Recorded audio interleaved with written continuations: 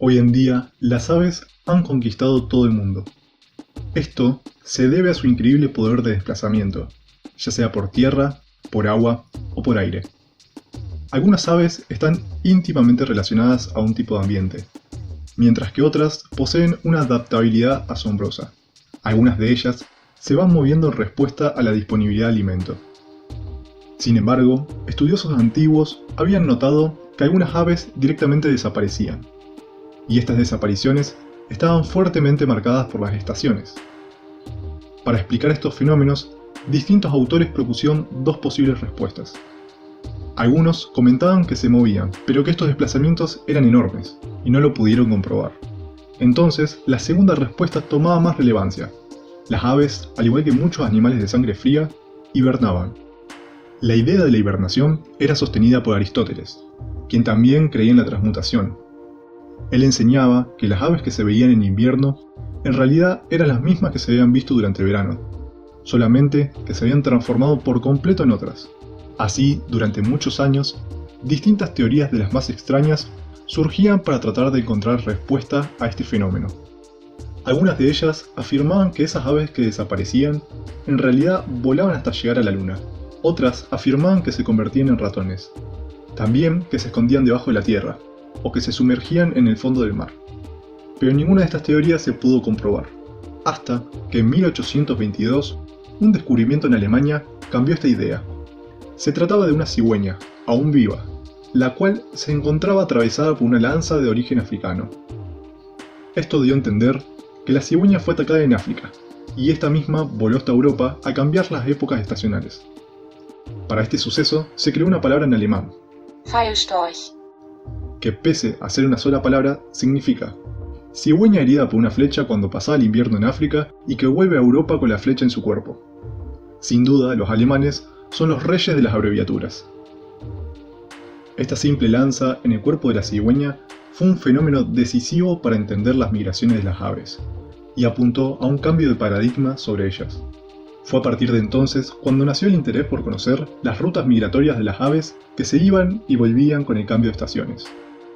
Como este método de marcar las aves para seguirlas en el tiempo y el espacio no era muy viable, ya que atravesar un ave así no era muy compatible con la vida de la misma, en el año 1899 Hans Mortensen se le ocurrió una forma de estudiar el movimiento de las aves. Esto podía ser gracias a unos anillos que se podían colocar en las patas de las mismas. Estos anillos podían contener información que permitiría estudiar así el movimiento de dichos ejemplares marcados. A partir de este método, se empezó a implementar el anillado de aves a lo largo del mundo. En cada programa de anillado se propone colocar los anillos con características determinadas, ya sea material, color, etc., que brindará información según el criterio que se utilizó para colocarlo. A su vez, cada anillo posee un código de letras y o números, que permite la identificación a nivel individual, como lo hace un documento de identidad.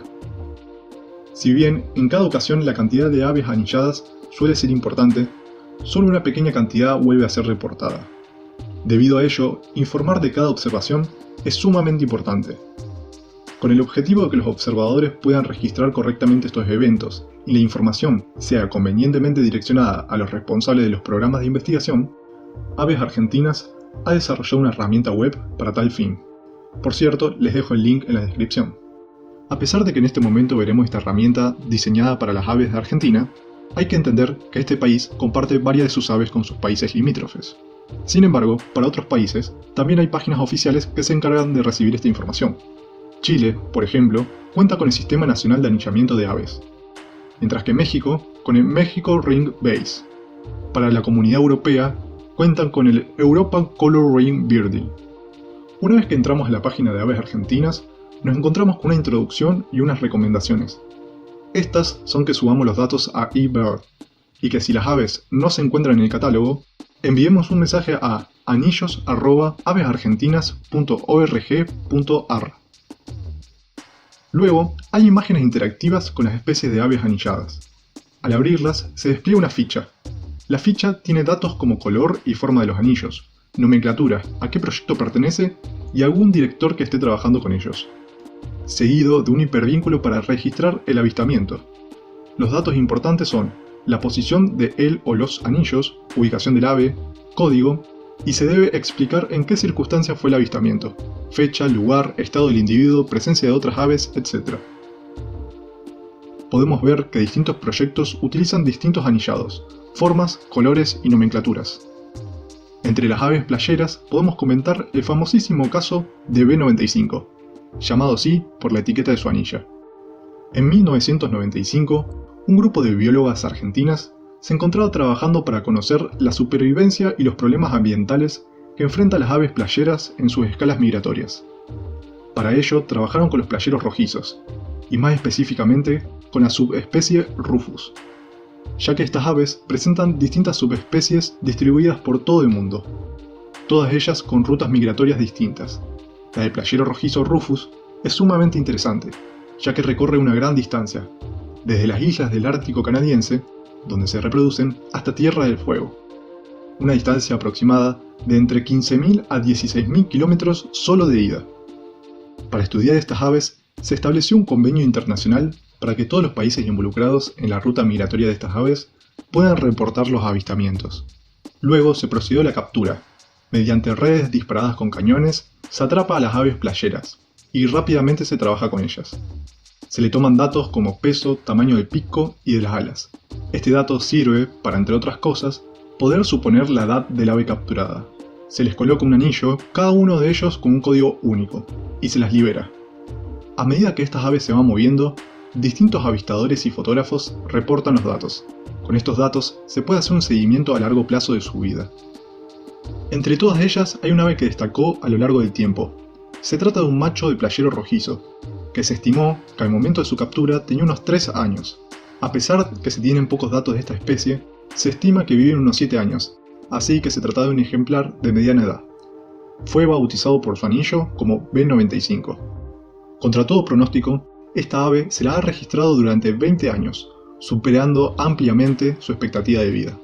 Y otra característica asombrosa es que durante esos 20 años se lo ha seguido, y sabiendo que cada año vuela aproximadamente 15.000 kilómetros de ida y otros 15.000 de vuelta, durante 20 años son unos 600.000 kilómetros acumulados desde que fue anillado. Esto supone la distancia de la Tierra a la Luna de ida y casi de vuelta, que además no se le agregaron los años que se estimó que se tenía al momento de la captura, y eso suponiendo que la migración lo hace en línea recta, lo cual no es así, porque su ruta migratoria se va marcando depende de la disponibilidad de alimento. Por esta asombrosa hazaña, B95 fue nombrado como el ave de la luna, y su historia ha inspirado a múltiples obras, como el libro Moonbear, Un año en el viento con el gran superviviente B95, escrito por Philip Hughes. B95 se destaca porque ha logrado sortear los problemas ambientales que enfrentan todas las aves migratorias. Él es un afortunado, mientras que otras han fracasado en el intento, ya sea porque no pueden alcanzar la masa muscular necesaria para sobrevivir durante su larga travesía, o porque no pueden enfrentar el gasto de energía necesario para desplazarse a otros sitios cuando las playas que acostumbran frecuentar están cada vez más dañadas, sin alimento o un lugar seguro para descansar. B95 se ha vuelto simbólico en los esfuerzos por conservar las aves playeras. Fue avistado por última vez en 2015 por los investigadores Guy Morrison y Luis Venegas. Las posibilidades de que actualmente esté vivo son pocas, y de que, en caso de estarlo, se pueda divisar, infinitas menos.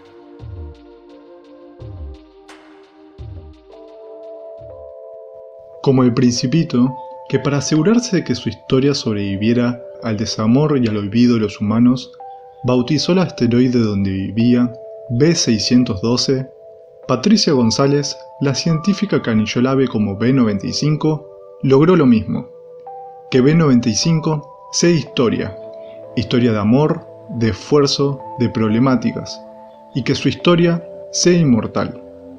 B95 ha superado los estándares de su propia especie. Él simplemente quiere volver a quien lo hizo eterno.